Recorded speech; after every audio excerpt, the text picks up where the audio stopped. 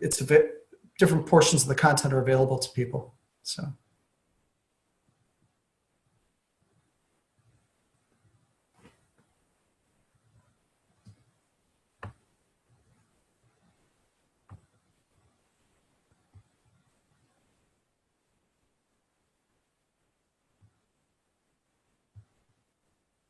I think others will probably be joining along the way.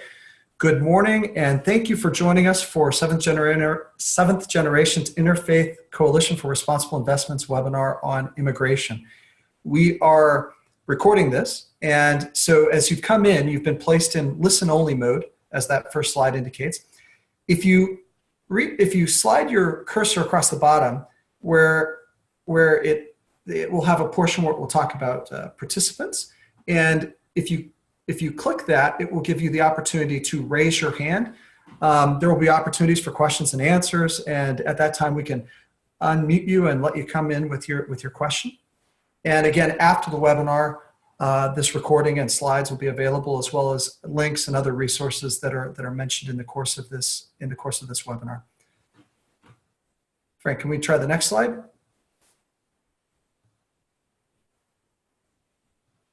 So, Seventh Generation Interfaith, through the lens, our mission is through the lens of faith and human rights. Seventh Generation Interfaith Coalition for Responsible Investment builds a more just and sustainable world for those most vulnerable by integrating sustainable, environmental, social, and environmental values into corporate and investor actions. SGI membership is composed of 25 faith-based institutions and asset management firms in the Midwest, faith-based asset management firms in the Midwest, United States, committed to socially responsible investment. I apologize, my tongue is tripping a bit over me. Frank, next slide.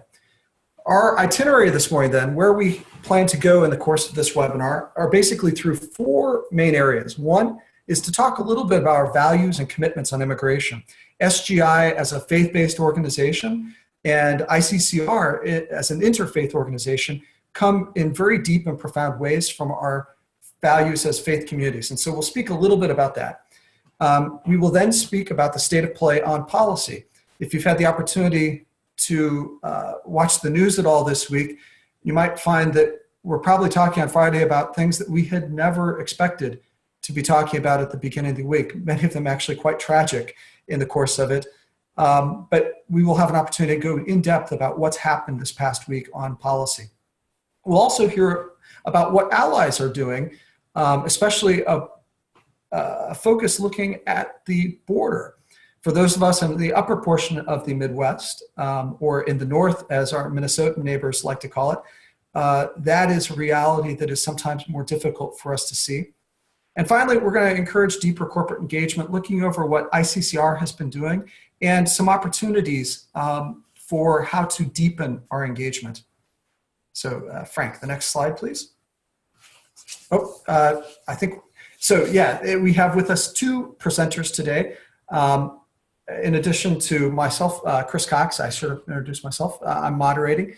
We'll be hearing from Hannah Evans Graf and Dylan Corbett in parts 2 and 3 of this webinar. And we really generously want to welcome them and thank them for giving us the time to be with us today.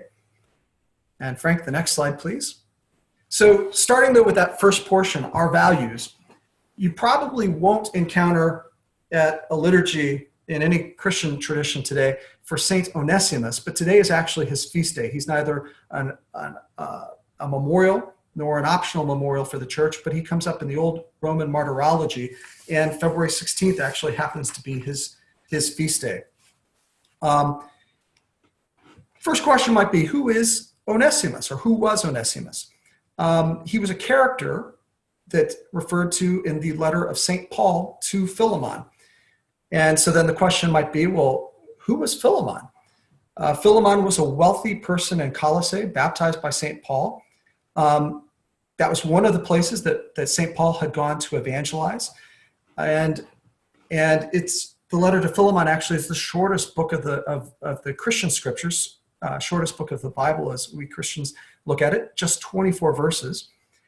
But to kind of understand what's happening in this letter and who Onesimus is in the midst of that, we got to understand that getting a letter, as Philemon did, from St. Paul was a big deal. Paul wrote it while he was imprisoned and on his way to his eventual beheading in Rome. And letters in those days were read aloud. They were not read silently in the head like we often do today. Letters were relatively rare, and there was some spectacle in receiving them and hearing them read. And so this letter from Paul to Philemon was delivered by Onesimus. You know, there was not the U.S. Postal Service or anything like that. The person who hand-delivered it was Onesimus. The thing to know about Onesimus was he was a runaway slave. And in fact, he was Philemon's runaway slave. Paul, who had baptized Philemon, also later baptized Onesimus. And Onesimus served Paul while he was during a portion of his imprisonment in that travel on the way to Rome. And the name Onesimus from the Greek actually means useful. And Paul found Onesimus to be useful in the midst of his imprisonment. And so Paul has sent this letter to Philemon in the hands of Onesimus, returning Onesimus to his master from whom he had run away. But in the letter, he makes it quite clear that it's not to force Onesimus upon Philemon, but to give Philemon a free choice, to receive him as a brother, St. Paul tells Philemon. And so Philemon was then faced with three problematic options and the accompanying consequences. If we think about slavery in our own context of the United States up until 1865, there were kind of three possible courses of action that Philemon could have taken. One, as a runaway slave, he had the right to kill Onesimus. Two, if he wanted, he might have, let's say, whipped Onesimus and made him into a house slave, a slightly higher position than he had had previously. Or the third was to receive Onesimus as a brother, as Paul had invited him. And in all three of those cases, there were risks that Philemon would run. One, if he killed Onesimus, it would be a repudiation of the baptism he had received, a repudiation of the request offered by Paul. He could try to strike a middle course, but really it wasn't, by making him a house slave. And the third would be that if he did indeed receive him as a brother and pardon his offense, it would mean likely that all of Philemon's other slaves would run away, and Philemon's social standing among his peers, other wealthy people in Colossae, would be diminished, at risk. He would be exiled because they would run the risk as well that their slaves might take the same course that Onesimus had done. And so the question would be then, what did Philemon do? And I believe that Philemon accepted Onesimus as brother for two reasons. The first of those is the fact that the letter to Philemon exists, that it made its way to us today. And so I believe then it was honored. You can imagine Philemon having granted Onesimus this of receiving him as his brother, could tack it on the wall or frame that letter. And had Philemon killed Onesimus, Philemon likely would have destroyed the evidence of the letter, and we would have no record of it today. The second reason why I like to believe that Philemon received Onesimus as a brother is a bit more the romantic at heart, in that I like to hope, even though we don't have the evidence, that Onesimus is the same one who became the third bishop of Ephesus following St. Timothy, who had been bishop there. So that Onesimus had a journey from slave to brother to bishop. And in a certain way, we might even think of modern parallels for this, considering, for instance, the dreamers in a way as modern Onesimi, to make it plural, that they have presented themselves in a situation of tremendous vulnerability before the law. And our country has three options, not unlike those that faced Philemon, for how to respond. We might deport them with maximum pain, making it as difficult for them, their lives as possible, and expelling them from this country. A second option might be, we might permit them to continue, but without any form of citizenship, with a very diminished form of rights in this country. Or third, those dreamers we might welcome into the American dream. Another portion of this for us is to think about where am I in this story? What is my place in this story? It might be too much to say that we are St. Paul, but we are more than bystanders. We have been swept up in the story of human migration, and we have sincere hopes for how this will turn out. That dreamer who becomes our brother or our sister, who knows what he or she or they will become in our midst.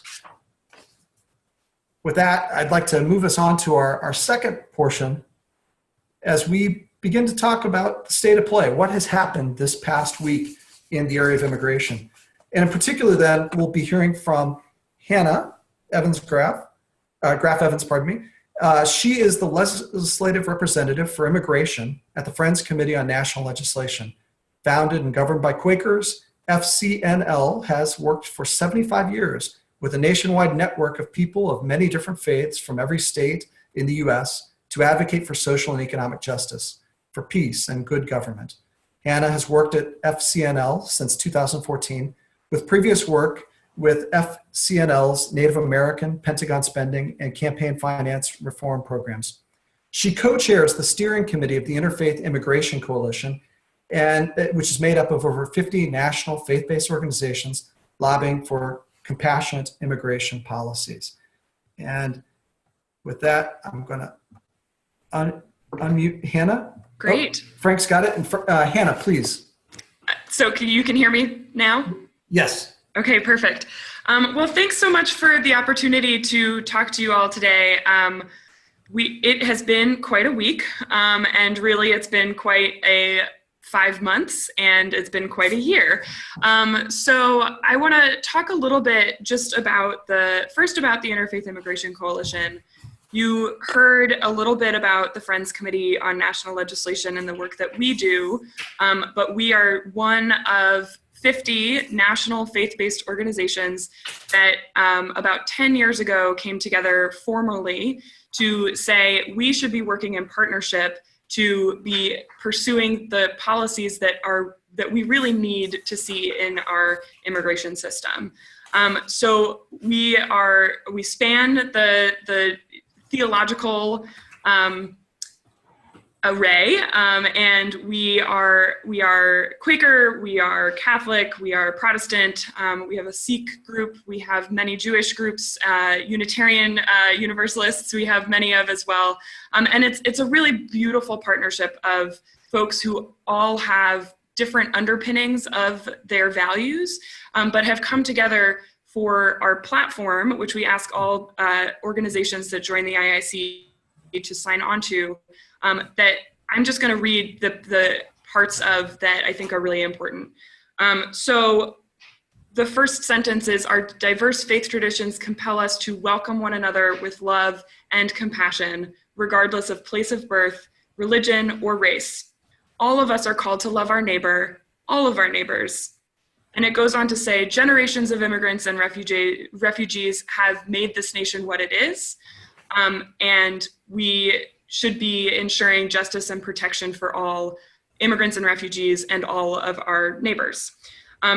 So recognizing that the immigration system is not aligned with our values right now, we are working in an interfaith way to pursue policies that prioritize family unity, create a process that leads to legal status and citizenship, improve access to the legal immigration system, protect all workers and reduce exploitation, emphasize community safety, protect human rights in enforcement practices and border policies, ensure prosecutorial and judicial discretion, reform detention policies, protect vulnerable populations in the US and abroad, facilitate immigrant and refugee integration, and that we are always striving for lasting solutions that are legislative, that are bipartisan, and that set our nation up for success.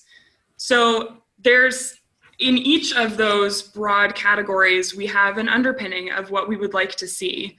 And as you can tell, a lot of those are not happening right now and are not the conversations that members of Congress, unfortunately, or the administration are having. So I want to just briefly talk about, probably not so briefly, honestly, I want to talk about the state of play on DREAM and DACA.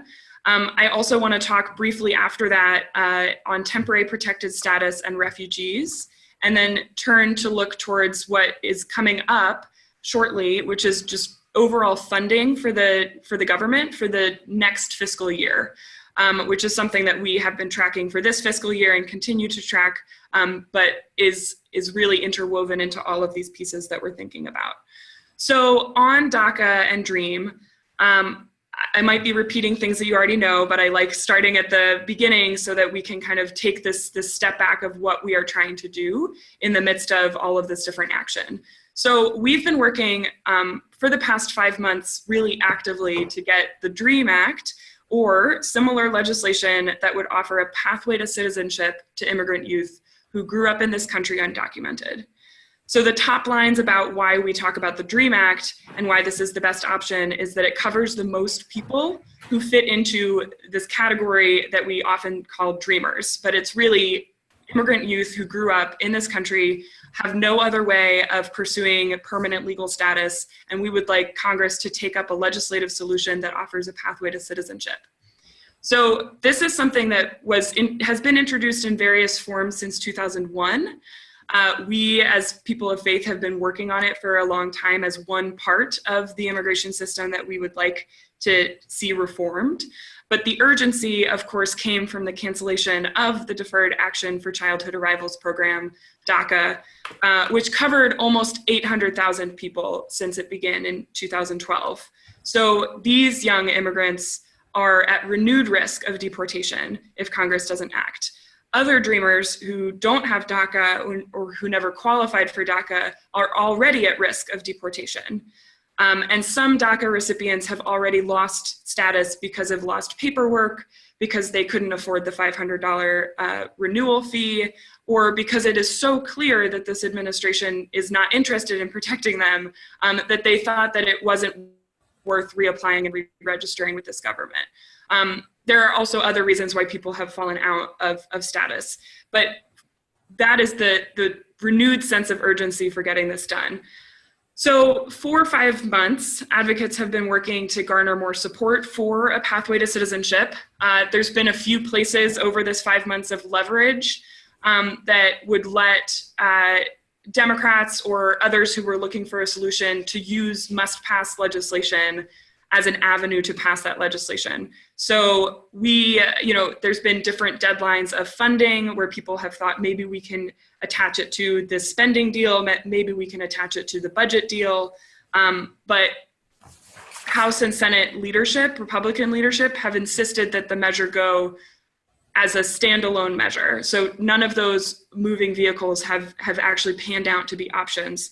And here we are 5 months down the road with no other moment of leverage for us to really operate around that isn't before, or that isn't after, I should say, March 5th, which is the official deadline that the DACA program is officially phased out.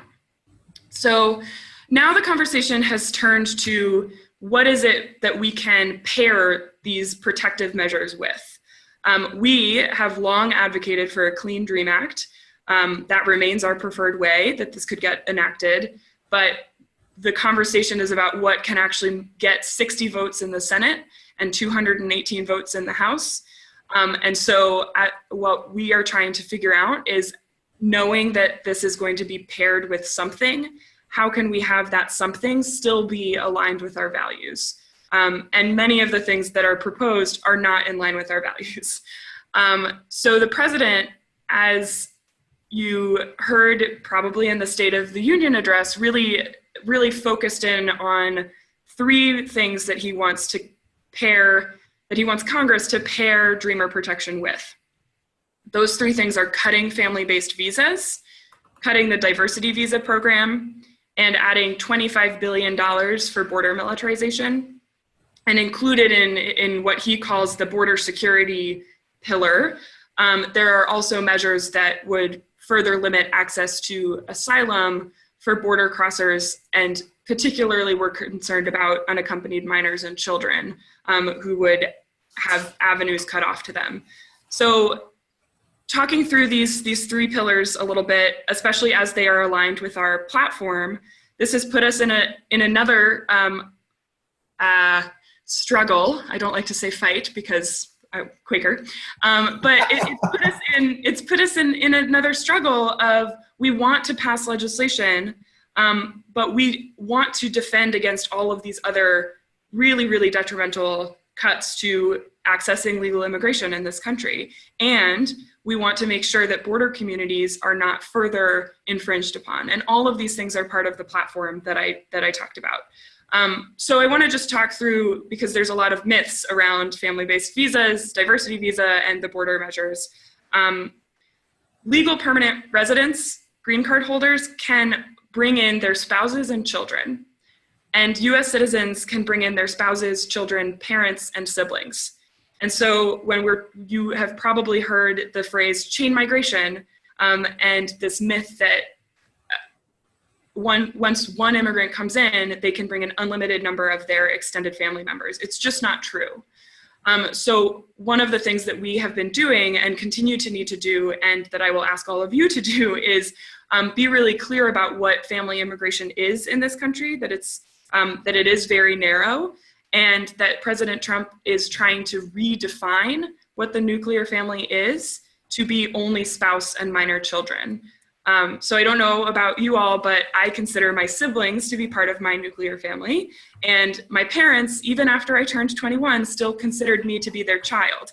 And so this is a really important thing that we as people of faith have been trying to educate members of Congress on, and will continue to need to educate the public on, because there's a myth about what family migration actually is. There's also huge backlogs that exist within the family-based immigration system, as with the whole immigration system. And we would much rather Congress be talking about clearing that backlog so that it is easier for families to reunite, rather than just cutting off avenues for families to reunite. The diversity visa is 50,000 green cards per year from countries that do not typically have many people immigrating to the United States. Largely now, it benefits immigrants of color, and it has been a huge benefit for women in particular, who are often locked down of other avenues of immigration. So for us, cutting off that other opportunity for people to be able to immigrate to the United States is not a solution to the brokenness of our immigration system that leaves so many people outside of the normal processes. And then the border measures, which I think Dylan will be able to speak more to, are really just more of the same militarized, overreaching, frankly, dangerous policies that infringe on human and civil rights of border communities every day, that is happening right now. We have heard a lot about the wall, and we are opposed to additional wall and barriers and fencing that is along the US-Mexico border. But we also want to make sure that people understand that this $25 billion would also go towards sensors and drones and roads and measures that have deep environmental impacts and humanitarian impacts. That there are major implications for privacy rights of border communities. There are land rights for private landowners, but also for tribal communities that have sovereignty over land that crosses the US-Mexico border. And that there's been this build-up over 20 years that also means that people who are seeking asylum, or migrants who are seeking avenues to enter the United States, are being pushed into more and more dangerous travel routes. So when President Trump talks about this $25 billion, he's also talking about increased agents and officers who don't have accountability mechanisms. And it's adding to already $18 billion more than annually that we spend on immigration and border enforcement. So these are pieces that we have recognized as problems in our system, and the solutions, quote unquote, that the president and members of Congress are kind of coalescing around would really exacerbate these injustices rather than remedy them. So this is all to say that we once were talking about dreamer protections. That is the issue at hand. We don't have a pathway to citizenship for dreamers and people who have no other way to access the immigration system, yet only call this country home. And instead of talking about dreamer citizenship, we are now talking about all of these other communities and trying to pair protections with measures that would be really, really detrimental and dangerous, and set up generations of difference, fundamentally change who we welcome to this nation. So this has made it very difficult because the president's plan is not a good one. It is not in line with our platform. But if we want to get something passed, the president keeps threatening to veto any bill that doesn't include these measures. And it makes our job very difficult. So yesterday we saw this come to a head because finally McConnell, who is in charge of what gets brought up on the Senate floor, allowed for an open amendment process and vote process. The Senate, there were 4 amendments that were brought up. 2 were brought up by Republicans. One of them was not related to dreamers at all and was instead punitively withholding funding from communities that have decided that they are going to limit their interaction with immigration enforcements with their local police because they made this choice that their communities are safer if local police are not seen as carrying out broken immigration laws. So it was completely unrelated to the dreamer situation. The other Republican amendment that was brought forward was the White House proposal, but brought by leadership of the Republican conference. So it includes all these things that I've just spent a lot of time telling you why they are bad policy. The Senate Democrats offered up 2 amendments that they thought would get 60 votes, which means that they were making a calculation that a critical mass of Republicans needed to vote for it in addition to all of the Democrats. And in order to get Republicans on board, they felt that they needed to address some of the pillars that the White House laid out. So it set us up for 4 very hard votes on amendments that were not wholly aligned with our platform. Both of the bipartisan proposals that were introduced included pieces on border. One included money, the other one did not. And then one that was a late-breaking bipartisan deal included pieces that would limit family sponsorship, pieces and $25 billion over a period of 10 years that would go to many of these things without increased accountability or community engagement for how those were actually impacting border communities. The thing is, all of them also failed. So we now are at a position where we have our champions on record supporting things that we don't think are good policy, such as this $25 billion for increased border enforcement and militarization, that we don't think are aligned, that we know are not aligned with our values.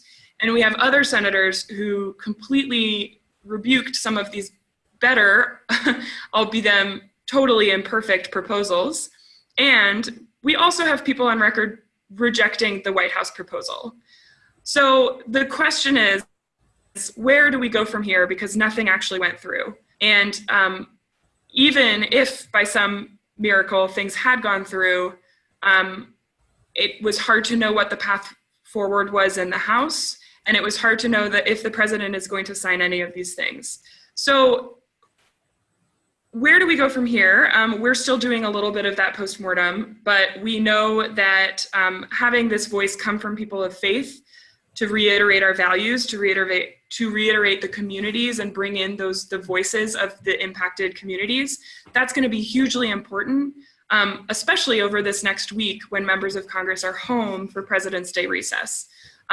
So we don't have all of the answers. We're still trying to figure this out, but reiterating that we want a pathway to citizenship for dreamers, that we don't think that it has to come at the expense of these communities, that these frameworks were destined destined to fail if they were undercutting these other communities, and that we are hoping that Congress will come back to the table and think through how to do this, but also be protecting the communities that we need to have listened to in the halls of Congress.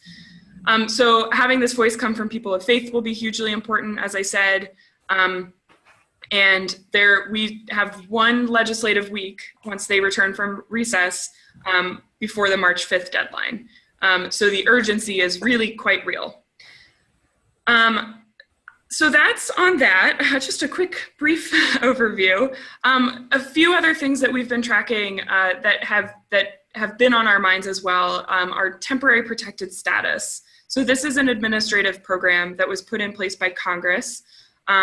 It's a program that's designed to protect people from harm. And there are currently 10 countries, or at the beginning of this year, there were or last year, I should say, there were 10 countries that had temporary protected status designated based on country conditions on the ground. So the administration has terminated protections for Sudan, Nicaragua, Haiti, and El Salvador.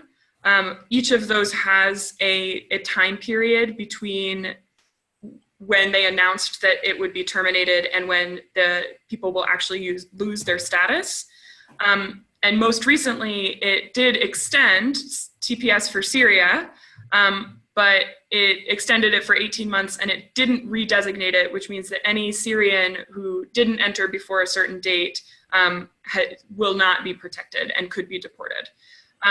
So we are looking at solutions, legislative solutions, given that the administration is not really protecting these people that we believe all 10 countries still have the same conditions that warranted designation in the first place and would warrant redesignation and extension. May I interject for a second, Hannah? Sure. We have a question from Sister Reg McKillop.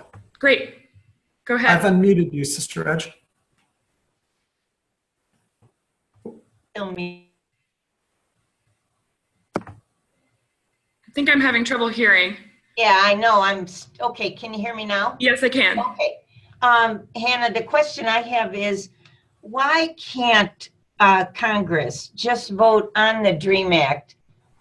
Only because that seems to have the popular support by the people. Yeah. And so I'm just so curious why they just won't just introduce a clean bill and vote on it. So I would love for that to happen. They should do that. We should continue to ask them to do that. The reason that they haven't done it yet is so that depends on Senator McConnell, and it depends on Speaker Ryan in the House. And they don't want to vote on a Clean Dream Act. They want to use this as a vehicle for getting through these other policies.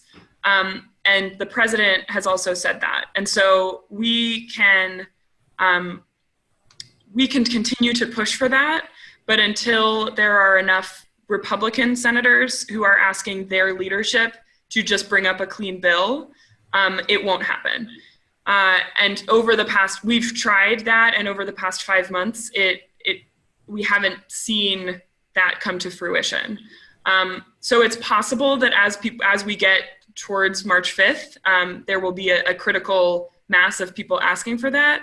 But we continue to be in this cyclical argument of, but what are we going to pair it with? What are we going to pair it with?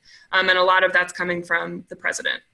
So that's a long way to say the political will is not there because it's not the agenda of the current people in power. Thanks, Sister Reg, for the question. Yeah. Just to say, we've got maybe about 4 or 5 more minutes in this section, but we'll have time to go with some additional questions and answers along the way as well. So great. Yeah. Yeah, so just really quickly, we're looking at legislation as well for temporary protected status that would basically say anybody who has been here for a very long time, is totally integrated into their communities, or would face undue hardship if they were deported, should have a pathway to legal status, and many, depending on the legislation, could have a pathway to citizenship. The timeline for that is probably not this legislative session because people are so focused on DREAM. And then really quickly on refugees, the administration has cut the number of refugees that are supposed to be resettled in the United States this year, and they are actually well behind the 45,000 that they have pledged to resettle. So we are asking members of Congress to hold them accountable to resettle at least 45,000 this year and urge them to set a goal for next year of 75,000, which is the lowest that we should be doing given the nature of how many eligible resettled refugees there are in the United States. And then, as I said, on funding, the next piece, I've talked really extensively about all of these other pieces that people are trying to do with what we consider must-pass legislation, which is dreamer protections. The other piece of must-pass legislation that's coming up is spending bills. And so we are looking to try and hold the line to maintain protective funding for refugees and asylum seekers and make sure that that Congress isn't slashing that funding, but also trying to hold the line on saying no to any increase in immigration enforcement, in deportation and detention and border enforcement funding. So this is, we're watching what happens with dreamer protections, and we know that we're going to have to watch this as well as Congress is coming up with their spending bills. And a lot of that happens in April and in May. So that's the state of play. It's ever moving. And the main ways that people can be engaging in this is just to continue to reiterate how important it is for Congress to act as aligned with our values. And they are shared values across traditions, no faith and faith. And we are really looking to Congress to take up that responsibility. So, yeah. Well, thank you, Hannah. Very grateful for that. Frank, shall we move on to the next slide? There, we have with us as well then, Dylan Corbett, who is the founding director of HOPE. Dylan formerly worked as a staffer to the bishops of the United States at the U.S. Conference of Catholic Bishops in the Department of Justice, Peace, and Human Development, as well as with the Catholic Campaign for Human Development, CCHD, which is the National Anti-Poverty and Social Justice Program of the USCCB. He has worked in the international development and nonprofit sectors in Washington, in Central America and South Asia, and has studied at the Catholic University of America in Washington, D.C., and the Pontifical Gregorian University in Rome, Italy. And I'm going to take you off of mute. There. Go ahead, Dylan. Good morning. Good morning, Chris. Good morning. Glad to have you with us. Thanks. Hello, Hannah. I haven't seen you in a long time. Okay. Good morning, everybody. Thanks for the opportunity to be with you this morning. I think just do we have slides? Just Chris. Yeah, we do. Frank, if he's got the next one. Okay. Yeah, we can move to the next one actually. All right. What I'd like to do briefly this morning is it's actually going to intersect pretty well with a lot of what Hannah was saying, but maybe take a step back and look at a little bit of the historical perspective. And I think it might get to Sister Reg's question as well. Why can't we pass immigration reform without yoking it to these other things? There has been a lot of activity this year. And Hannah described it well, especially with regard to Dreamers. What I want to bring your attention to, though, just to provide a little perspective, is that in many ways, this is a dynamic that we've seen repeated over and over again for a long time, immigration reform being yoked to different things, whether it's border militarization or demands to reform the system to make it more restrictive. This is a common thing. It's not unique to the Trump administration. The Trump administration has taken it a step further by trying to change family based immigration, to restrict it and to get rid of the diversity lottery program and so forth. But yoking it, especially to things like border security, really is nothing new. Unfortunately, both immigration reform and border issues have been politicized to the extent that they're constantly yoked. And our struggle here on the border is the need to delink those. We just need to delink those. But politically, it's just a very, very difficult thing to do. But I want to draw your attention to taking stock of everything that Hannah said about really how far the goalposts have moved. Because right now, what we're talking about is in return for getting protections for dreamers, which should be an easy thing, like Sister said, and Chris said, and Hannah said. We're being told that we have to accept this package of border security and making immigration more restrictive just for dreamers. But this dynamic is really radicalized, because if you look at the Bush administration and you look at the Obama administration, the attempts to get reform, those elements of those things, especially around border security, were present. There was sort of a negotiation and a trade-off of border communities, but that was for a system that would have reformed, that would have provided a pathway for many millions of people who are undocumented in the country. But now we're looking at all those things and more, not only border security, but also more restrictions in return just for protections for dreamers. So it's the same dynamic in many ways, but it really, really has been radicalized. And I think that, we just have to realize that the Trump administration and the Republicans are taking advantage of this political movement to move the goalposts in a really radical way. But I want to talk a little bit about the historical context of that for how we see things on the border, and then talk about some of the things that the Trump administration has done, some of the proposals, some of the administrative actions that have happened that have radicalized the treatment of migrants, especially asylum seekers and here on the border, folks who continue to cross the border, and then talk a little bit about the research that we've done and some of the other things that we do here in HOPE. HOPE, we're an education and advocacy organization. We do research and we work to organize the local faith community, especially the Catholic community here on the border, both in Juarez and in El Paso and in Las Cruces. On the next slide, you'll see that these communities really just come up right against each other. That's a picture of our community, El Paso and Juarez. You can see how really they're very close to each other, and it's kind of hard to figure out where the border is, because one of those is the highway that cuts east-west, that goes from the Pacific to the Atlantic Ocean, and one of those is the border, and I bet you couldn't really tell which is which. And at night, if you look at a picture at night, you really can't discern where one begins and where the other ends. Our communities have been together historically. Most border communities are like this. Most of the border communities grew up with each other or were one community.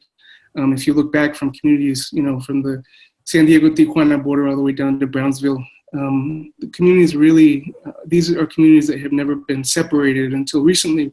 And so when we talk about border militarization, there is a real human impact on border communities, because it does further separate our communities. We share the same language, we share the same traditions, we share quinceañeras, we share cumpleaños, we share burritos, we share food, we share culture, we share religion, we share Eucharist. But the militarization that's dividing our community, the checkpoints, the walls, the technology, all these have a real effect on dividing families and keeping families apart. And in the last 10, 20 years, we've really seen an increase in that, and the effects of that have really been very impactful in our community. We also have, as border communities, a particular perspective on the broader phenomenon of immigration. On the next slide. Because we understand, this is something I'm interested in speaking to you as a group about, as a group of investors. We understand that immigration, it's often yoked in the current political discourse to national security concerns, but we also understand that in reality, it's very yoked to economic concerns. So this is a statue of Don Juan de Oñate, who was a Spanish, actually a Mexican. He was born in Mexico. His father was one of the conquistadores from Spain, who founded the city of Zacatecas, or founded the mining, created the mining companies in Zacatecas in Mexico. And his son, Don Juan de Oñate, came up to the Mexican border, to our border, and passed through El Paso in 1598. And so Europeans have been here ever since 1598. But the motive was definitely economic. They were looking for more places to mine and so forth. The experience of colonization is very profound here and very marked. And the culture here is still in large part shaped by those experiences of colonization. Just to give you a little bit of perspective, so in 1598, there were indigenous here who were mostly immigrant. They were migrant communities. They didn't stay in one place. The Spanish, you probably heard about the Pueblo in New Mexico, who are our neighbors to the north, the indigenous communities to the north. The Pueblo is not an indigenous word. The Spanish called them Pueblo because Pueblo is the Spanish word for town. So that was in contradistinction to the indigenous communities here in the Chihuahua Desert, where we are in El Paso and Juarez. And the Pueblo lived in towns, but the immigrants here were migrant communities. So really for centuries, millennia, this has been a place of migration. And then the Spanish came and claimed this area before the Pilgrims ever arrived to the New World, to the East Coast. The Spanish were here. Catholic masses were being celebrated. Baptisms were taking place. And the Spanish, Don Juan Yate, claimed this area for the Spanish crown, everything north of the Rio Grande River. And then in the 1800s, when Mexico proclaimed its independence from Spain, this became Mexico. And then shortly after that, when the Republic of Texas proclaimed its independence from Mexico, we became Texans, part of the country of Texas, the Republic of Texas. And then shortly after that, the Republic of Texas became part of the United States, and so we became part of the United States. Next slide. And then most recently in the 90s, we became part of the economic union that's called NAFTA, if you look on the next slide. Oh, Frank, the next slide. So we have gone through the experience of colonization for centuries here, and the experience of immigration, and we really have a unique perspective in knowing that a lot of it is predicated on profit making and profit motive. So today, when NAFTA happened, it had a huge impact on our community. We lost 35,000 jobs. And today, NAFTA has made El Paso Juarez really a corridor for trade. Juarez has about 350,000 maquila workers who work in that town, and those goods are primarily coming up to the United States. And then China also exports goods through Mexico to the United States. So we have these trucks coming through constantly. So we see sort of the relation between trade and the economy and migration in a really unique way. Next slide. And these workers make a lot of really cool things. Juarez workers are among the best in the world. So on our highways, you see things like this, which are the windmills that do wind energy for the United States. So they really do a lot of the, they're some of the best workers in the world, even though they get paid really a pittance, about $50 a week. Next slide. But what NAFTA did was further militarize our border by putting up big steel barrier walls. We didn't have those before NAFTA. We had some chain link fencing, but now we have steel fences that go through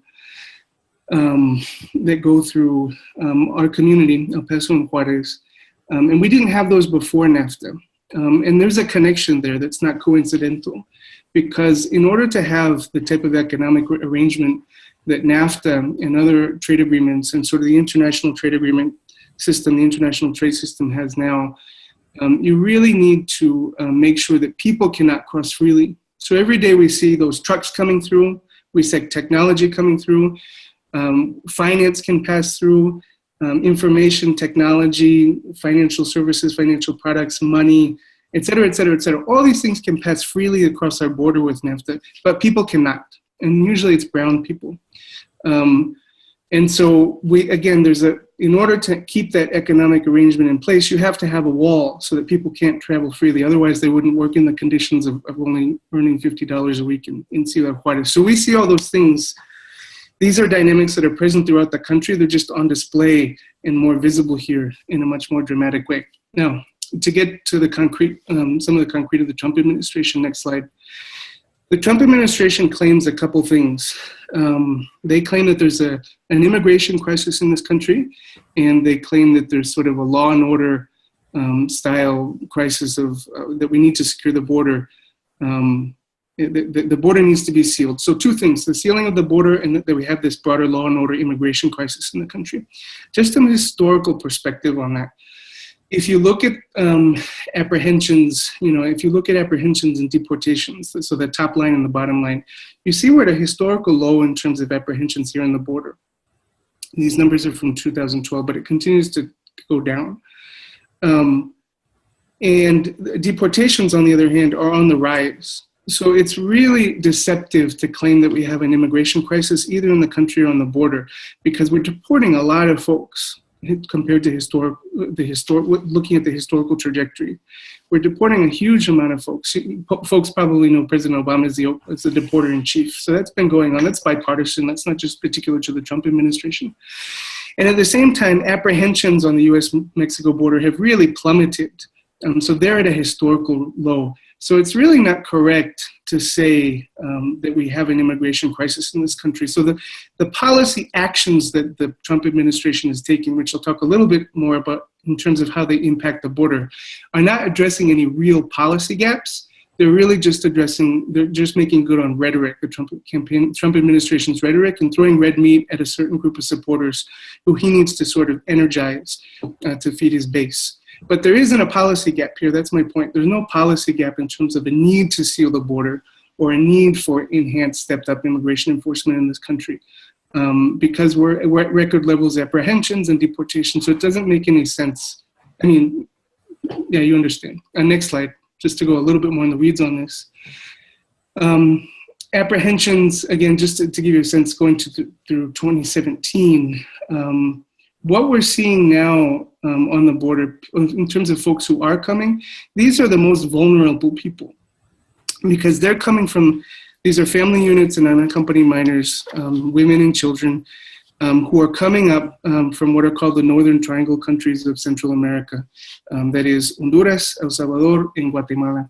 Half the population right now in Guatemala lives in deep poverty.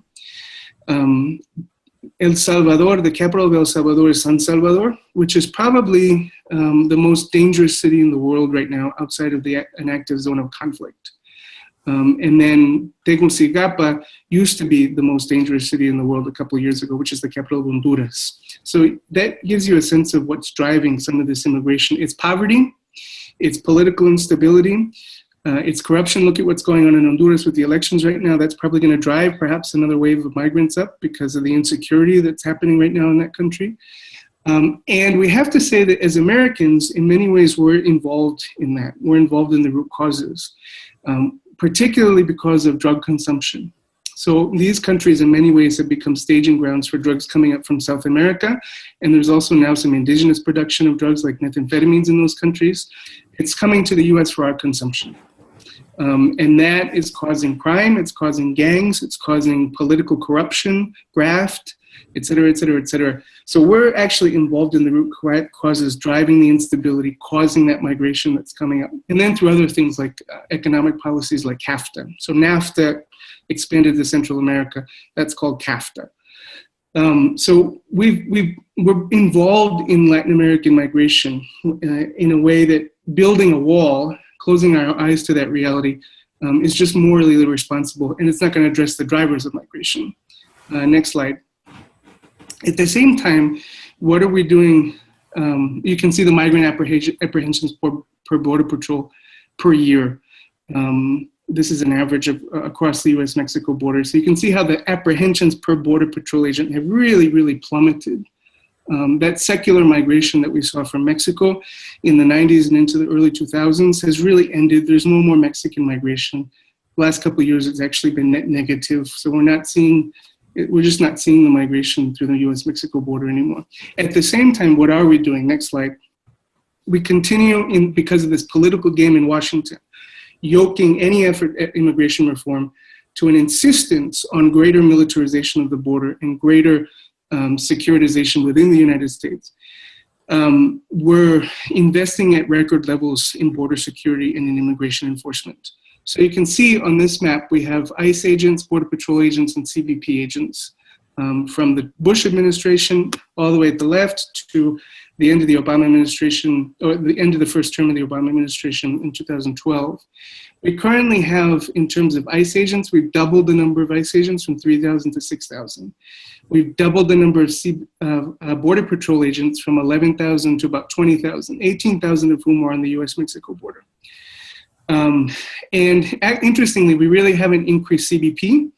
So we call the Border Patrol the green shirts because they wear green shirts, and we call the CBP agents blue shirts because they wear blue shirts. We're not increasing the number of blue shirts. We always say if we really want to invest in the border, why aren't we investing in the blue shirts? Because those are the people that facilitate travel and tourism and trade and make sure that we don't have to spend hours on the bridge when we go over to Juarez to have a burrito and a margarita.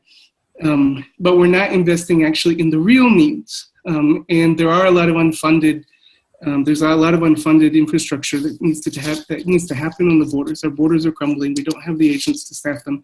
And yet we're continuing to invest in something we don't need, which is more Border Patrol agents and more ICE agents. Next slide. And as Hannah mentioned, we're looking at a record amount of money in terms of border security, immigration security. We're looking at $20 billion almost dollars a year. The Obama administration maxed out at about $19 billion, and the Trump administration is actually asking for $20 billion. That's huge. To give you a sense of what that is in terms of the scale, that is more money than we spend on DEA, ATF, FBI, Secret Service, U.S. Marshals, combined. FBI, all of that combined. All other federal law enforcement combined, we spend more money on immigration enforcement. So it's really out of control. So the insistence that we continue to fund more, the insistence that we have a $25 billion investment in the border wall as the price for dreamers, it just gets ridiculous after a while. From whatever perspective, if you're a Republican, it's fiscally ridiculous. There's really little justification. There's no policy gap that would necessitate something like that. So next slide, please. So some of the issues that are important to you as investors that affect us as a border, this is from a Department of Homeland Security memo about the implementation of the president's executive orders on immigration from just shortly after he was inaugurated. And they call for an increase in immigrant detention. Immigrant detention for us as people of faith is morally unacceptable. We don't think that we should be detaining migrants at all unless they pose a danger to our community. And that's the position of the Catholic Church as well. We work closely with the Catholic Church. And yet the Trump administration is calling for an expansion in immigration detention. There have been some contracts that have been given out. GEO has received the first contract from this administration to expand immigrant detention. And the administration has signaled that its intent to do so. And here on the border, we're already seeing the effects of that in the sense that almost everybody who's coming to our portion of the border, El Paso Juarez, is being detained, even asylum seekers. Mothers, we're seeing pregnant women being detained. We're seeing reporters who are fleeing violence in Mexico, which is one of the most dangerous countries in the world right now for reporters, being detained and self-deporting because they can't bear the conditions in detention. Immigrant detention for us is a real problem here on the border, and it's expanding. Next slide. Just here in our border community, we have 4, this shows 3 of them, but we have 4 places where we house immigrants. And on any given night, we have more than 2,000 people in our community that are in immigrant detention. Again, many of them are asylum seekers who have crossed the border. Many of them are from those northern triangle countries. Many of them are women. We've had miscarriages in detention. We've had people whose shoulders have been dislocated mysteriously in detention. It's not a good place. And the conditions are equivalent to jail. I mean, they call it detention, but it's really prison. And so, it's something that's really important to us because it's hidden, it's invisibilized. We need to give more attention to it. And of course, there's the profit motive. So of our detention centers, 2 are completely privately owned, and then the 3rd is heavily operated by subcontractors. So the profit motive makes it even more pernicious. We shouldn't, there's no reason to monetize putting people in prison when we shouldn't be putting them in prison in the first place. But this is something I think that you're all aware of. I think that you understand that Core Civic and GEO run a big chunk of our nation's immigrant detention system. There are other things. Immigrant detention comes with a suite of things. So, for example, we've seen something recently just implemented in our immigrant detention facilities where there are radio frequency identification technology things that are attached to people. So you probably heard about, people getting paroled or released from prison, immigrant detention, who have to wear the ankle bracelets. Well, they're actually attaching those ankle bracelets or sometimes wrist bracelets to people now in detention. Everyone in these detention facilities, many of them are being given ankle bracelets, ankle monitors, or wrist monitors while they're in detention. And these things are costly. So there's it's not just immigrant detention, but it's a whole suite of things. Even alternatives to detention. There's a lot of private profit motive that goes into those things as well. We can talk a little bit about that if you want. But the whole immigrant detention sort of complex or industry is really, really pernicious, and we really need to be attentive to it. And the things that are connected to it, like bond and things like that. So that's immigrant detention. That's something that I'm glad you guys are paying attention to. You can see how in the Trump administration, political lobbying from groups like GEO and Civic are going up really quite a bit. GEO actually had its shareholders meeting last year at a Trump facility in Miami, Florida. So you see and many of the lobbyists actually work for the Trump campaign. And for what it's worth, actually, ICCR and Father Mike Crosby of SGI were critical in actions to get Core Civic to be more public about their political contribution disclosures. Great, that's important. That's really, really important. Okay, next slide. So some of the research that we've done, we've been looking at sort of the impacts of the Trump administration on our local community, on what's going on in these detention facilities and the people who are going through the asylum process. I'll just show you a slide about what's happening. We call it, next slide please, you can find this report, Sealing the Border, online at our website, hopeborder.org. This is what's happening. We call it an iron triangle of deterrence. The militarization, this is what militarization looks like. It takes place at 3 different points, which is why we call it the triangle. At the border, in detention, and in the immigration courts. So at the border, what is happening now by CBP agents and Border Patrol agents is that families are being separated, people are being harassed, they're giving incorrect information, they're not giving the information that they need to make a proper asylum claims, even though they're obligated to provide that information under federal and international law.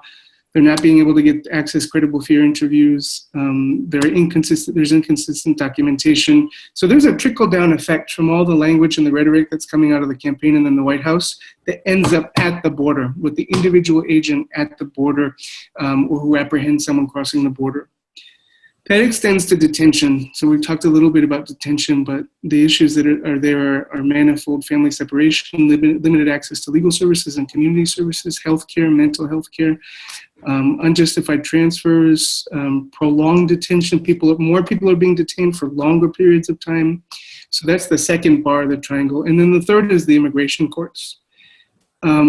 You often hear policymakers in the Trump administration talking about how people are exploiting loopholes and exploiting the system in order to get asylum. I don't know what they're talking about, because in El Paso, 99% of claims are denied. I just don't know what they're talking about. They're lying. The asylum system is not easy, and 99% of the people who are claiming asylum here in El Paso in the courts are being denied. And there are a lot of other problems. There are due process violations that we've documented. There are barriers to access to counsel. There are language problems, problems with immigration judges, inconsistencies, arbitrarily high bonds, just a bunch of problems. So you can look at our research, it's online, the full report is there, but that's sort of what militarization here looks like on the border, particularly with respect to those who are coming, asylum seekers. And then I'm not even going to talk about the aspects of militarization that affect the communities that are already here, like checkpoints and stuff like that, but that's a lot too. Next slide. The wall. So the Trump administration keeps insisting on the wall. They want a wall as the price tag for dreamers. Next slide. These are the prototypes of the wall that were put up on the San Diego border. Oops, back. Oh, I guess I don't think, we might not have this slide. But anyway, you saw the prototypes that were put up on the San Diego border. The wall is going to be a boondoggle. estimates put it between anywhere between 25 and $70 billion. And then, of course, there's the upkeep. We already spend about $125 million on upkeep anyway. And you should know a few facts about the wall. The wall is not going to make us more safer. You should know that our border communities are among the safest in the country. El Paso is probably the safest city for its size in the United States, and it's been like that for a couple of years. San Diego is also very safe. Tucson is very safe. Border communities are very safe, despite the rhetoric that you hear. The wall is not going to stop those root causes of immigration. It's not going to stop the CAFTA. It's not going to stop the drugs. It's not going to stop the corruption. None of those things are going to stop the reasons that people continue to come to our U.S. border. The wall's not going to fix our drug problem. In fact, according to the DEA, most drugs are actually smuggled through legal ports of entry because they're so small. The drugs that we consume, apart from marijuana, are very small in terms of volume. They're coming across on the trucks. They're coming across with people who are crossing in their cars. They're coming across with people who are walking them across. So if we really wanted to be smart about drugs, we wouldn't be investing in the wall. We'd be investing in more blue shirts. The wall is going to, and then of course there's a question about deficit. Nobody cares about deficit anymore, I guess. No one, neither Republicans or Democrats right now are caring much about deficit, I guess, with everything that's going on in Washington. But again, this is going to add to our deficit and divert critical infrastructure funding. There's, like I said, there's $5 billion in unmet needs right now, infrastructure needs on our bridges and ports of entry at the U.S.-Mexico border. So the wall is really pernicious. But also, you look at some of the companies, for example, that have invested in the wall. 6 of them in the prototypes. 5 of them are privately held. One of them, I'll just talk about one of them because it's the only one we know about with any degree of depth. That it's based in Texas. It's the Sterling Construction Company. They're one of the prototypes. And last year, the Sterling Construction Company, because it was bidding on the wall and got the contract bid, JP Morgan invested, bought over 140,000 shares, which is equivalent to 1% of the company.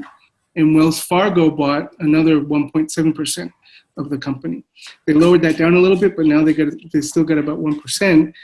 So you can see, again, the profit motives around this wall are there, and they're driving a lot of the politics in Washington, which make proposals like, why can't we just help the dreamers, which sounds patently logical, patently absurd, given the political environment that we're in. Just to close, I want to read this quote that's on the screen. Behind me stands a wall that encircles the free sectors of this city, part of a vast system of barriers that divides the entire continent. Those barriers cut across in a gash of barbed wire, concrete, dog runs, guard towers. And we have everything. When we talk about the wall, it's not just the wall. It's helicopters, it's sensors, it's dogs, it's RTVs, it's technology, it's drones. We have drones above us right now. Farther south, there may be no visible, no obvious wall, but there remain armed guards and checkpoints all the same. Still a restriction on the right to travel, still an instrument to impose upon ordinary men and women the will of a totalitarian state. Now, I can't hear you all, but if I could, I'd ask you who said that. And I can't hear you all, so I'm going to imagine you said the right answer. And the right answer is the next slide. Ronald Reagan. Now, of course, he was talking about a different wall, but all the words apply to the wall that we have here on the U.S.-Mexico border. And again, it just gives you a sense of how far the goalposts have moved in terms of immigration. Reagan, who talked about amnesty, and who talked about walls like this. The reason that we've got to stop, we've got to put our foot down on militarization is because if we don't, the goalposts will constantly move. And they've already got the list of things that they want. They want to get rid of diversity. They want to get rid of family-based immigration. There's a whole list of things that come after the wall, which is why we got to hold firm. So thank you. Thanks, Dylan. Are there any questions for Dylan? We'll have some time for some more questions if they don't occur to you right now, but if there are any, just signal by raising your hand on the little participant piece.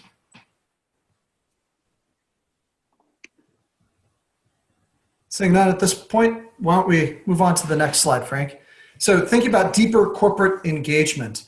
And how about the next slide after that, if you would? This is, first of all, looking a little bit just at what ICCR has been up to. For what it's worth, I'm relatively new to all this because I was working on a consumer-based project, a consumer-facing project for seventh generation called the Human Thread up until the beginning of this year. And I've yet to go to my first ICCR conference or meeting at this point. But as I gather the history and as I've come to understand it, is that there have been kind of two different periods where we've been particularly engaged in different directions. In 2013, especially around the investor letter that ICCR put forth then and other actions, it was to support in a more, what we thought was a more favorable setting politically, a more favorable political context, comprehensive immigration reform. Naturally, the election in November of 2016 has created a very different moment with a new administration. And I've listed on that slide just a handful of the things ICCR has been doing. There was a letter in opposition to the travel ban. There's been a letter signed by members on behalf of Dreamers, a discussion involving the sanctuary movement that's been happening within ICCR, a letter for a Clean Dream Act, the JP Morgan Chase letter last year. And in this year, we've already done a letter in support of temporary protective status. And a really important thing to put on your calendar if you're going to the ICCR March meeting is the immigration group. That will be meeting on Thursday at 11:30. And that will be a real opportunity to kind of coordinate some of our actions. Frank, would you move to the next slide maybe? And this is looking, the next part is kind of trying to think a little bit about some of that business that is around immigration. Some of the ways that immigration is a financial proposition and entry points for us as investors. So part of it is the business of immigration detention and deportation, of immigrant detention and deportation. So companies like CoreCivic, and I mentioned earlier past ICCR action on disclosure of political contributions in that. Geo Group is another big player in private prisons and immigrant detentions. And they've got a project as well that they call Libre, which is the ankle electronic monitoring. And the Washington Post last year did a story about how they're charging people $450 a month to be able to use electronic monitoring as an alternative to being in detention. Contractors for ICE air operations. There's been a scandal about the airfare paid for by many people within the Trump administration and in the cabinet, but it's scandalous the amount of money that we're actually spending in air operations. There are, as Dylan mentioned, the questions around the contractors for wall construction. And Hannah and the IIC have actually done quite a bit of work around, I take that back. It was Justice for Immigrants out of the U.S. Catholic bishops that had prepared a toolkit around the appropriations process and vendors who would be seeking to provide food, healthcare, et cetera, to those in immigrant detention. Those are some access points for us to be able to engage companies. We can also think about those businesses that cater to immigrant populations. Payday lenders, Western Union and those who offer wire transfer services. Some years back, there were actually court cases and all that resulted in reducing some of those fees. And there are also questions around the banking and lending industry and how that is impacted by their service to immigrants, both documented and undocumented. Frank, if we'd move to the next slide. There we go. So thinking about those businesses staffed by large immigrant populations, certainly migrant farm workers. There are plenty of studies that show that a sizable percentage of all farm work in this country is done by immigrant populations, of whom a large portion are undocumented. There are the agricultural sectors that include beef, poultry, and I've got this blocked right now, beef, poultry, and dairy. Since we're here in Wisconsin, we know that the dairy industry is dominated by a lot of immigrant workers, many of whom are undocumented. And even, in like LA, the domestic-based garment industry, there were by the Department of Labor for the state of California and the U.S. Department of Labor, there were interventions at over more than 100 factories in the LA area, and they found that the average wage paid to garment workers there, who were mostly immigrant, was $4 an hour in the United States. So there are significant places, and those factories actually provided things that go to companies like TJ Maxx, the parent company being TJX, and a host of other retail chains that are here present in the United States, companies with whom we can also put some pressure. There are those businesses that collaborate with Customs Border Patrol, or rather with the Border Patrol, the green shirts, I put that incorrectly, and ICE, among them being Greyhound Bus, which is owned by First Group, which is a UK company. They have an agreement that ICE can enter their buses at will, and they will stop and make the manifests available and allow them to interview folks. There was a grandmother of Haitian descent who was visiting a family member recently in Florida and was taken off of a bus. There was video of it at the time. That was last month. There are also then the businesses that deploy technology with immigration implications. There was a webinar on Monday involving some ICCR members looking at how we might enter into this. There are companies that are doing data mining to help. They attended an open house hosted by the Department of Homeland Security to help them be able to do their extreme vetting. IBM was one of those companies. There were 14 companies present. There is also a biometric exit program that is at work in 11 US airports involving US airlines.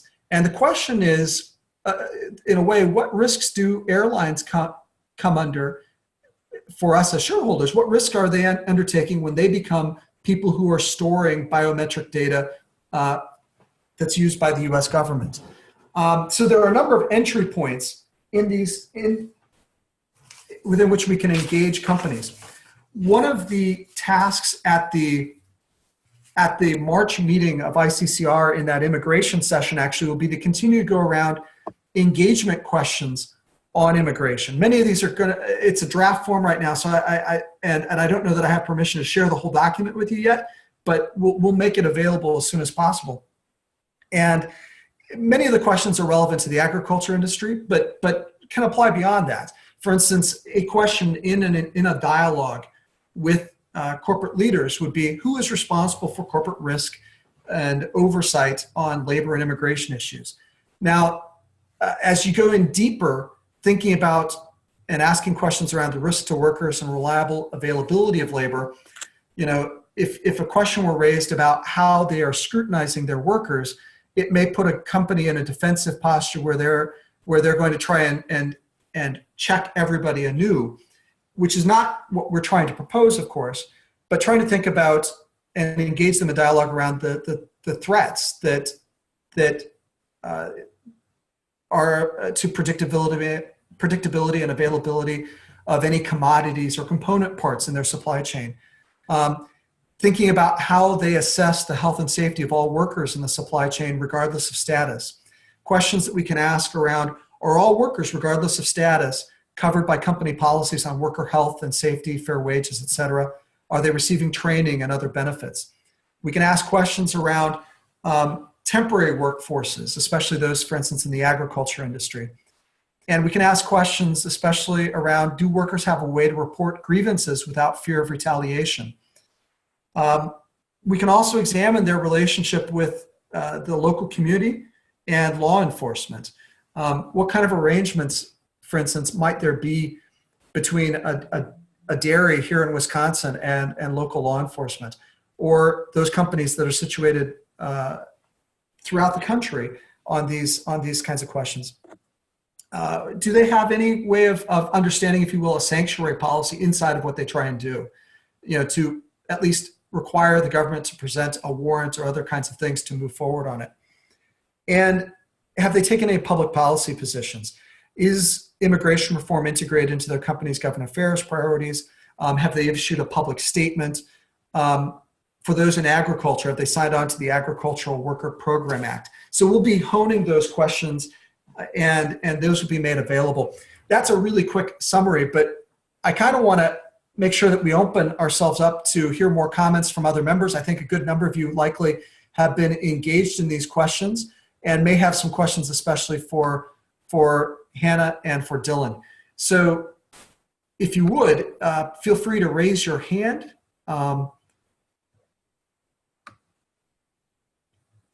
Chris, if this is Frank, I want to just before, as people raise their hand, let me just get a quick one into Dylan. Can you hear me? Yeah. So Dylan, you made a clear argument that we don't have an immigration problem, and that immigrants, in fact, are needed to drive our economy, and that the border wall and some of the other security activities are both ineffective and inhumane. I guess my question is, what is driving this fear that I won't say a majority, but a significant percentage of the U.S. population has this fear of our immigrants, and specifically illegal immigrants or undocumented? What is the basis of the fear? Is it misinformation, or is it something deeper? In other words, can we solve this by better or more accurate information, or is there something beyond that it don't tell me the facts? I know this is a problem and a threat. You follow what I'm? Okay. Yeah, I mean, it's really hard, just because I've seen this cycle now. Can you all hear me? Sorry. Yes. Okay. I've seen this cycle now, and I'm sure Hannah has, and you all have as well, where politically, we go through this period, we go through different periods, and you can look at it throughout U.S. history where we go, just taking a step back and looking at the macro picture, we've gone through these periods many times. I'll give you the border perspective.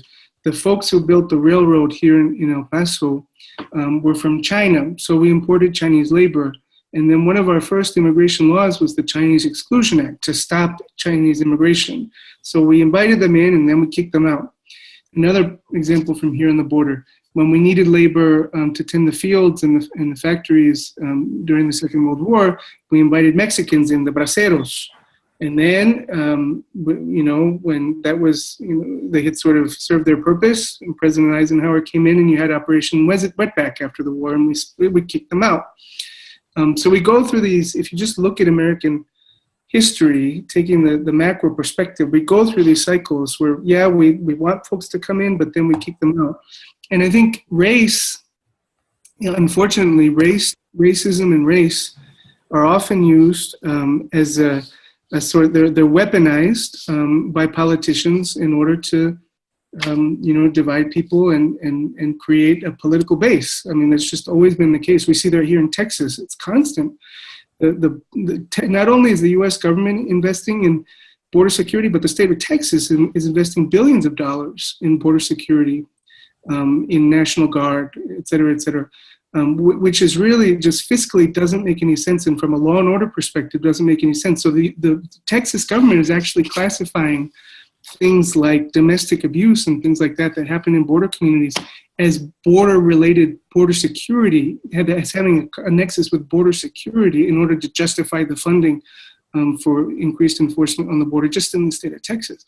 So I would say that it's irrational and it can't be cured just by facts, because the facts are out there.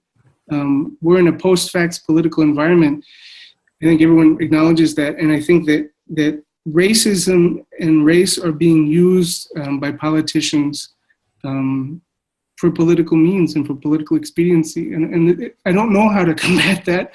The only way I really know, the only thing that I think that can cure that is community building, and when folks meet people and when folks tell their immigration stories and when folks realize that this political paradigm really that's been imposed on us by the right, Democrats and Republicans over time. Remember, both Bernie Sanders and Hillary Clinton at different points in their career in the Senate voted for increased border security.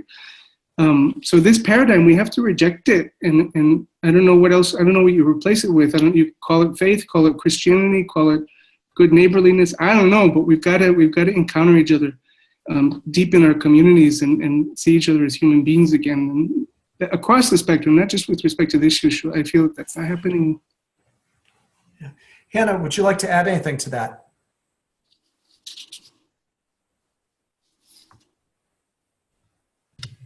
Yeah, hi. Well, the only thing that I would add, just from like the perspective here and going into different offices, the people who are anti-immigrant, who are fearful, who are angry, who want the wall, they are calling their members of Congress every day, and they are asking for those things, and they are angry. And the people like us who are wanting better communities, who are wanting to operate from a place of facts, from faith, from welcome, we're not calling. And I think just like the perspective that people get, the staff in the offices, they know if they take a vote that they're going to feel the wrath of a small, very, very vocal, I would like to believe, minority.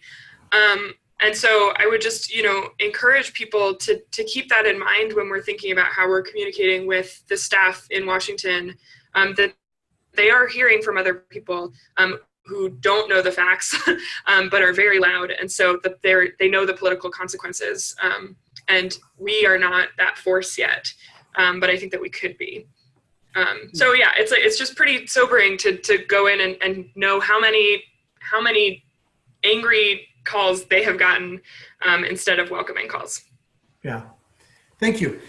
Maybe a follow-up question also would just be, and this is one that you can be totally shameless about, but what are some additional resources, either like on the web or programs or books or whatever that you would recommend that we use to become better informed, to keep engaged, to keep up on current events? Well, I can start with the shameless plug. So the Interfaith Immigration Coalition has a website, and we try to keep it as updated as possible. And we are actually about to rework it so that it'll be more accessible, but it will have statements, it has action alerts, it has state action alerts too for various things that are happening on the state and local level. Where we can affect some of these changes. So interfaithimmigration.org is that website. And then FCNL, which is focused really on legislative reform, and we are multi-issue.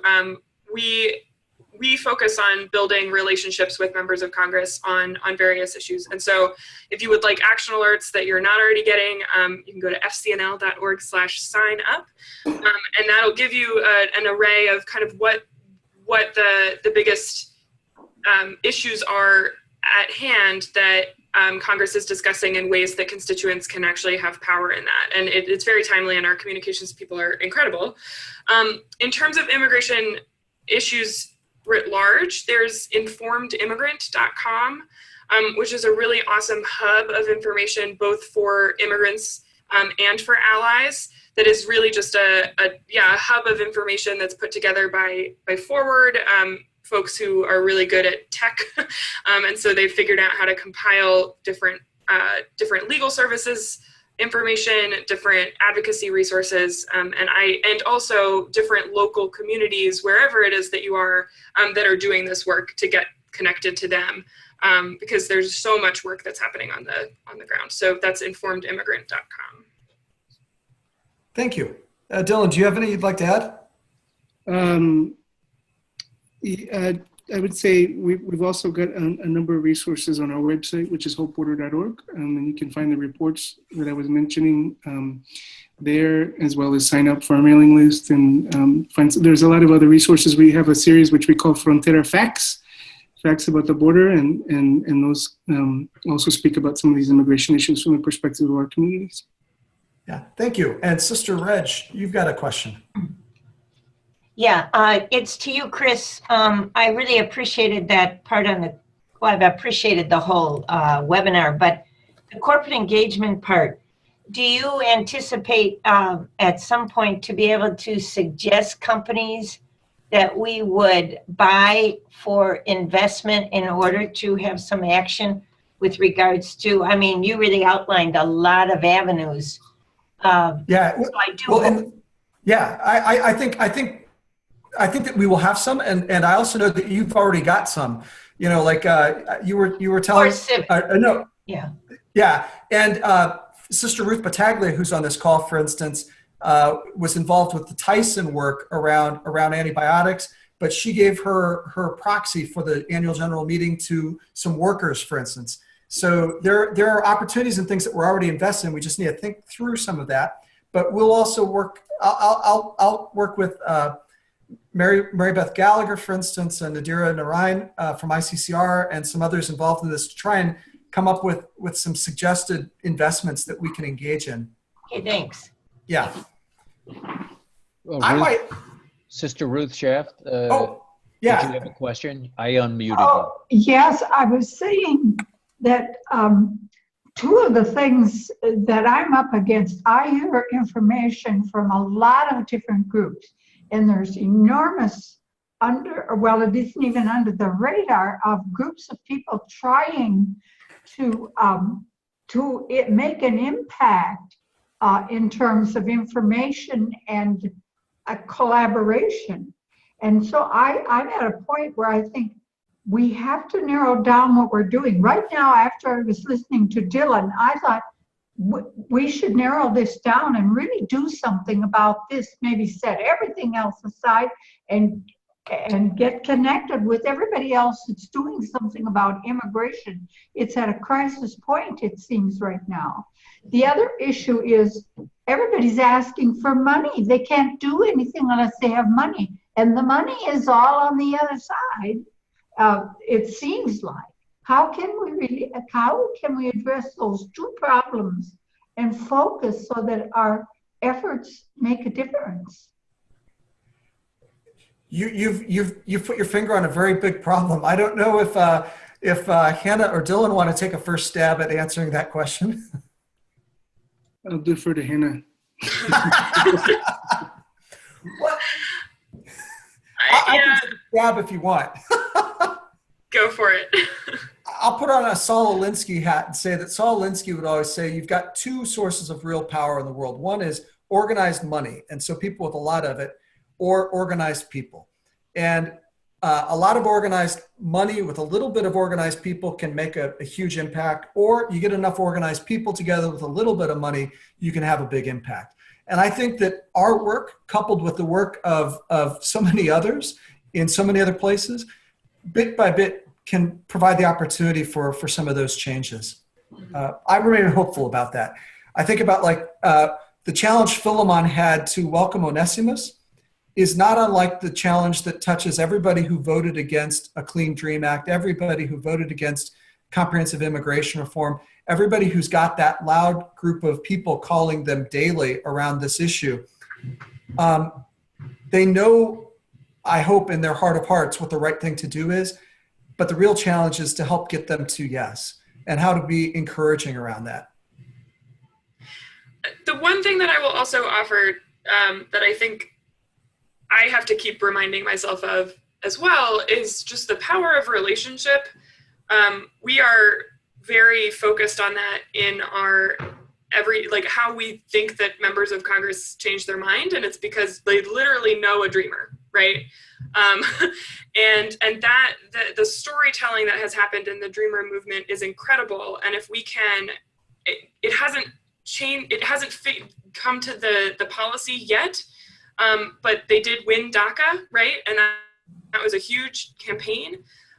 And so if we can take that and have the stories from the border, right, be really clearly relationship building in places that are not the border, so that people understand the impact on real people.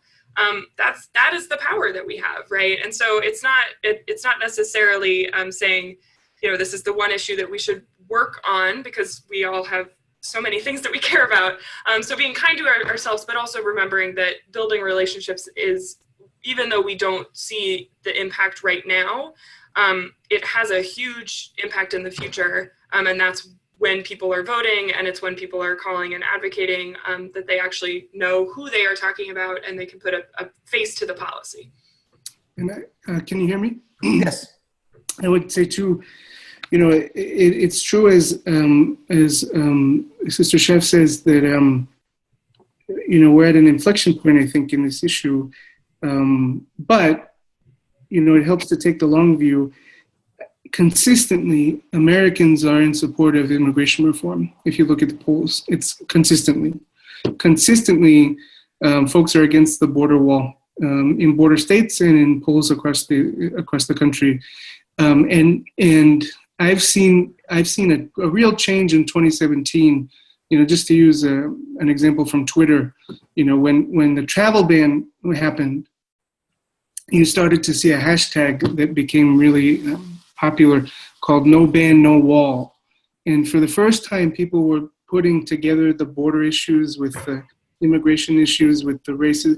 People were realizing that all these things intersect, I think, in a way that hadn't happened before.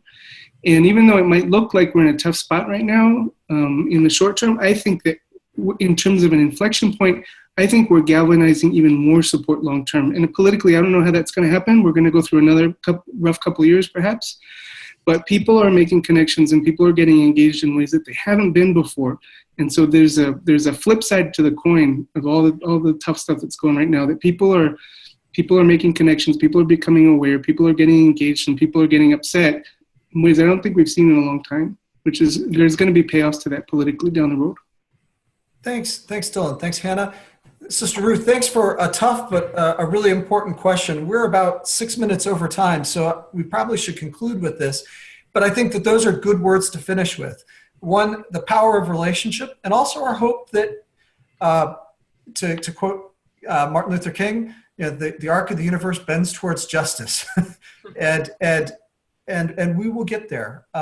So I want to thank especially then Hannah and Dylan for their presentations and being with us today. I want to thank all of you, both our SGI members and others from within the ICCR and other shareholder engagement community present, and also those who aren't here yet but will be watching this on the recording. On the website at seventhgenerationinterfaith.org, I will, under news, place a link to this webinar.